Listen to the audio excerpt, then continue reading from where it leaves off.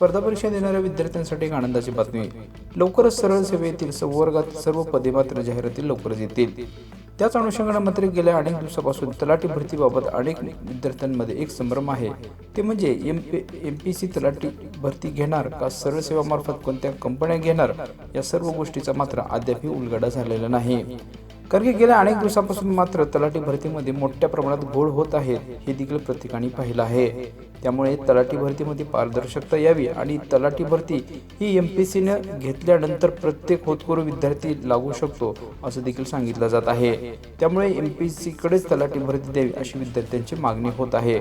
परंतु खरंच या मागणीला यश भेटेल की नाही हे अद्यापही सांगण्यात आलेलं नाही. मात्र गेल्या अनेक दिवसापासून मात्र विद्यार्थ्यांची मागणी आहे की सरळ सेवेच्या सर्व जाहिराती मात्र एमपीसी मार्फत घेतल्या जाव्यात. त्यामुळे आगामी काळामध्ये लवकरच याबाबत तोडगा निघावा असं देखील सांगितलं जात आहे.